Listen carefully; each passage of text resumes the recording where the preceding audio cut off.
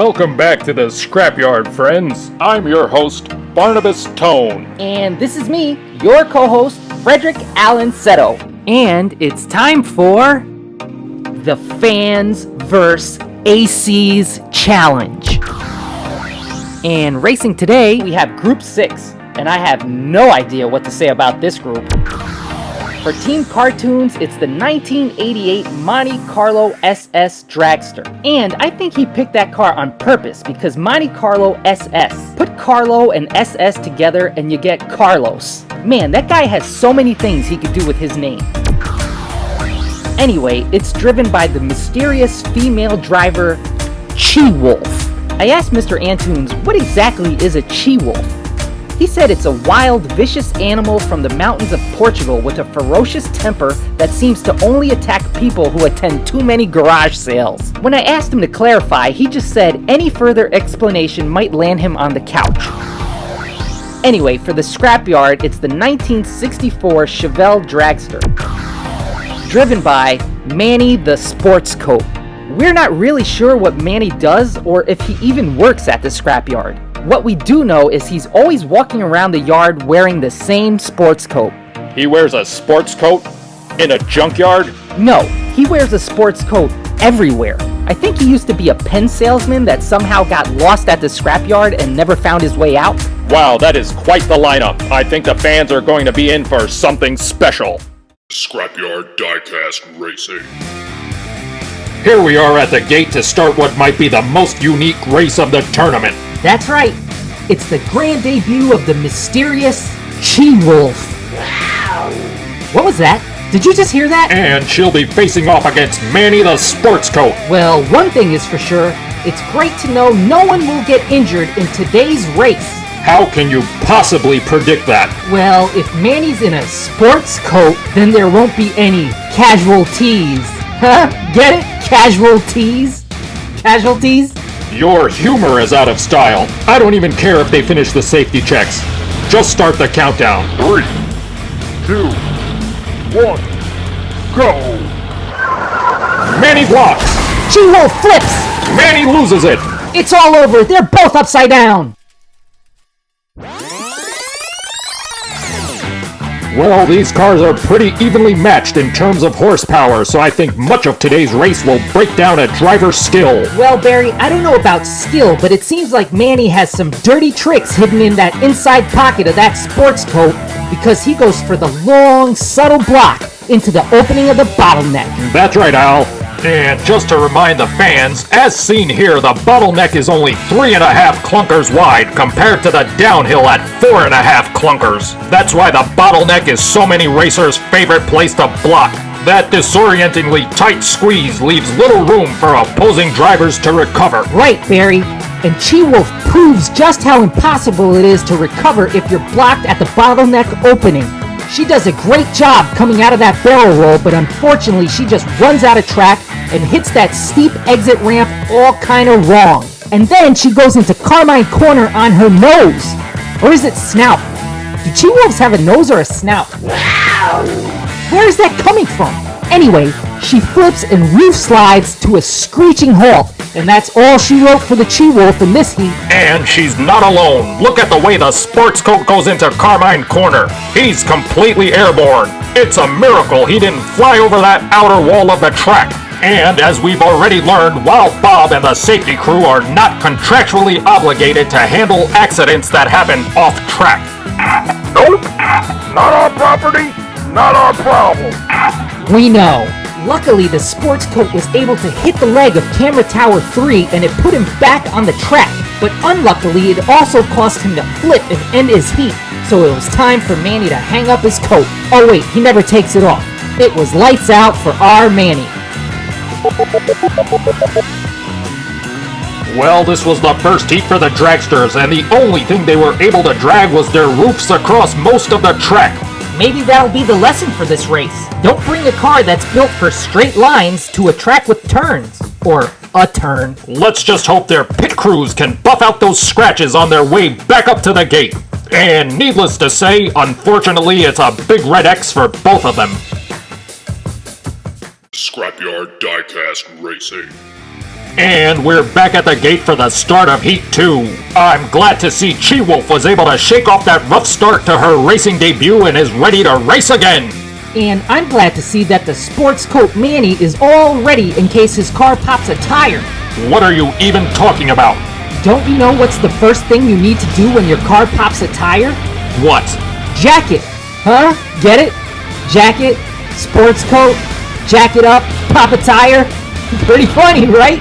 Forget about pop tires. That joke fell flat. 3, 2, 1, go! CheeWolf blocks. She loses it. She recovers. CheeWolf all alone. Oh my goodness, did you hear that? I don't believe it. She popped a tire. Get Manny over there to jack it. That joke didn't work the first time. Let's just get to that replay.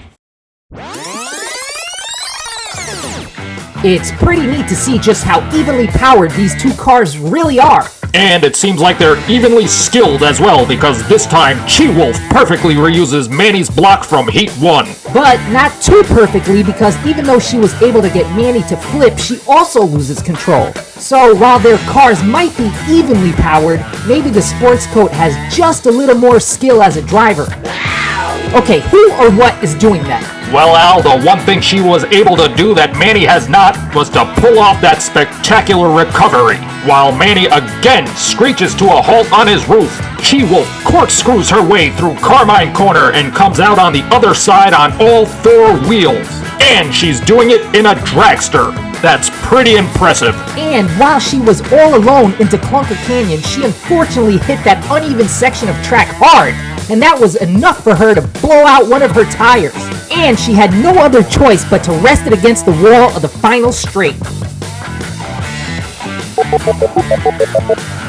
CheeWolf had an impressive run this heat. She delivered a heat-ending block that took Manny and his sports coat to the cleaners. But an unfortunate flat tire means no one has yet been able to score in this race. Scrapyard Diecast Racing. Here we are for Heat 3. After a quick tire and lane change, we now see CheeWolf on the left of your screen and the sports coat on your right. That's right, Barry. One win here by either racer and they'll move on to the next round. Wow, Al, actual commentary. Yeah, I guess after the race I'll have to stop by the fabric store. What? To pick up some new material. Get it? Sports coat, fabric, new material. I got a million of them. Then just skip to the funny ones. 3, 2, 1, go! They're even. CheeWolf blocks. And they both lose it again. This one is over. Anyone else have the feeling we're gonna be here all night? These two cars might be the best match out of the whole event. We might have actually picked too good. They're always so even coming down the downhill. Correct. That's why the race always takes a turn when horsepower gives way to skill. But it seems like they're pretty evenly matched there as well. Maybe not, Barry. Manny has always landed on his roof, but CheeWolf at least has been able to recover. What's that saying about cats always landing on their feet? A CheeWolf is kind of like a cat, right? Anyway, no one was able to recover, and they both go bouncing on their roofs into Carmine Corner. Luckily, these dragsters are full of roll cages and so solidly constructed they should be able to get right back up to the gate and brush this off. Yeah, especially the sports coat. I'm sure he has a lint brush on him at all times. That's not what I meant, oh never mind. Well, this was Heat 3, and no one was able to score a win. That means it's time for my favorite part. Scrapyard Diecast Racing. Sudden death. Sudden death. I love it. The fans love it. This is gonna be awesome. That's right, fans. This is the second race in this event to make it to the sudden death rounds. And it's no surprise since these two racers have been so evenly matched. Yeah, especially at crashing, not one of them has been able to make it past that final stripe. This race could have been over if not for that blowout in Heat 2 that killed it for the CheeWolf. Why am I the only one that hears that? Team Scrapyard also has been having a hard time this race because Manny the sports coat hasn't been able to make it past Carmine Corner. Yeah, he should trade in that sports coat for a duster, because all he does is spend his races upside down with his face in the dirt. He really needs to step it up if he hopes to bring in a win for our team. Well, let's not waste any more of the fans' time and get this race started. That's right. Since this is sudden death, there are no safety checks. Whatever shape the track is in, oh well, deal with it. 3, 2, 1, go! CheeWolf leads. Manny blocks. She recovers. They're both in reverse. Another blowout. CheeWolf stalls. That was so close. Let's break it all down in that replay. Here we see the CheeWolf pull out of the gate with a strong lead and hold on to it for the length of the downhill. Yet that lead wasn't strong enough, because she was still in range for the sports coat to try and pull a pit maneuver into the bottleneck. And it's devastating enough that he causes the CheeWolf to flip. But true to Manny form, he ends up with his face in the dirt again. Amazingly, again, proving how evenly matched they are. They both recover. They both go into Carmine Corner in reverse, and they both finally make it through the turn. But this is sudden death, and things go wrong for both racers once they go into Clunker Canyon. Manny copies CheeWolf and hits the same exact bit of uneven track, which causes him to have a major blowout, and causes me to wish I would have saved my pop tire / jacket joke for this round. Aw, poor Al. I guess no bad coat jokes for this heat. You're right, Barry. And now that I think of it, I bet Manny actually wanted the race to end this way, so he could be better dressed. What are you talking about? He'll be better dressed because now he has a tie to go with that sports coat. Huh? A tie? I never run out of jokes, Barry. Never! Yeah, you're just out of good ones. But speaking of ties, let's look at what went wrong for the CheeWolf.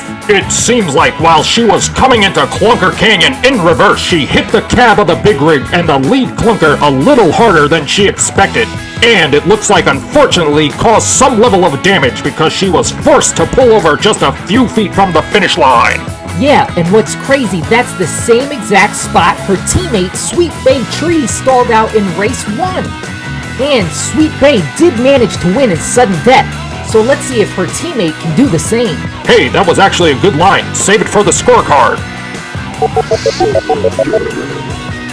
Unfortunately, a flat tire and a team duplicating stall ends this heat for both racers. But let's see if the CheeWolf can pull off a team duplicating sudden death win in the next heat. Hey, I just said that! Yes, but I did it with style. Scrapyard Diecast Racing. Sudden death. Sudden Death Heat 2. Will this be the one to decide it all? CheeWolf in the Monte Carlo. The sports coat in the Chevelle. Hey, you know what I just thought of? The Chevelle actually has a more robust wardrobe than its driver. Again, what are you talking about?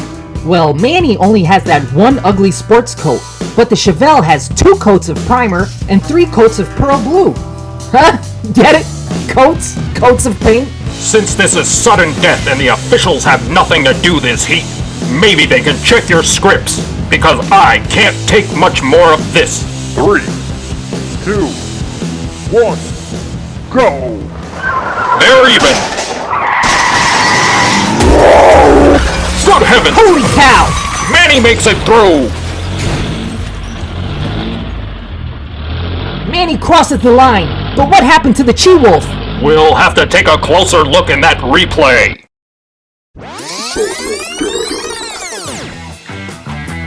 Here we see the CheeWolf had a slight lead down the downhill, and the sports coat actually blocks before they get into the bottleneck. Right, Barry. And that block was fierce enough to send the CheeWolf violently flipping through the bottleneck. And tragically, she can't recover and goes hard off the track. That is now the 3rd member of Team Cartunes in as many races that has been claimed by Carmine Corner. Maybe this turn is just too dangerous for our channel. CheeWolf put the death in sudden death. If anything, we should change the name of this heat to Absolute Death. What are you talking about, Al? I'm sure she's fine. She's just off track. Right, Bob? That's right.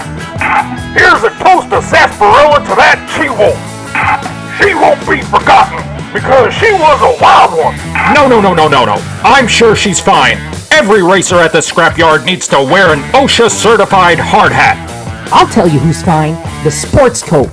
Our boy pulled out the win for Team Scrapyard. Is he actually our boy? Has anyone been able to verify if he actually works here? Of course he works here. Look at how he's even doing his job as he straightens out that last clunker in Clunker Canyon. Why, he's preparing the track for the next race. Who else would do something like that but a full-fledged member of the wrecking crew? Well, if he does work here, he must be a union member. Because he sure took his sweet time to finally make it across the finish line. What was that, like 5 heats altogether? I'm sure he'll probably try to put in for overtime too. Even if he does, he deserves it. Now, let's take a look at that scorecard.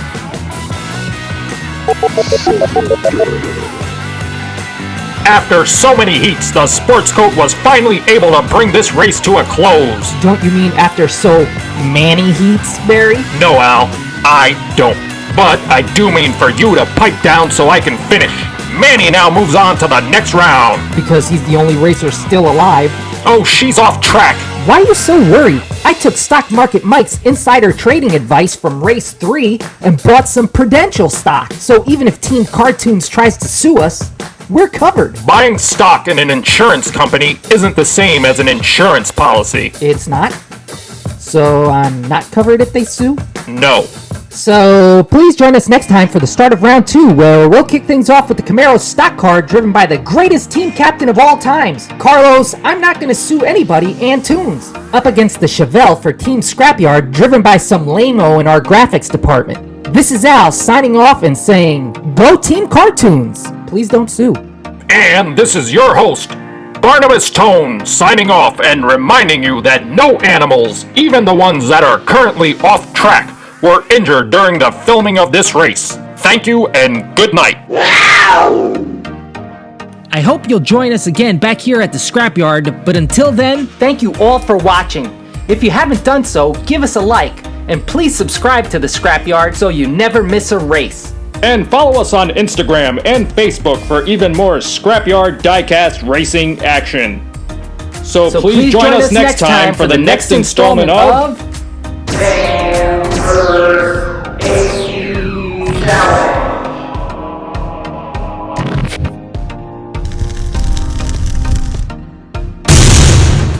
The Scrapyard Diecast Racing.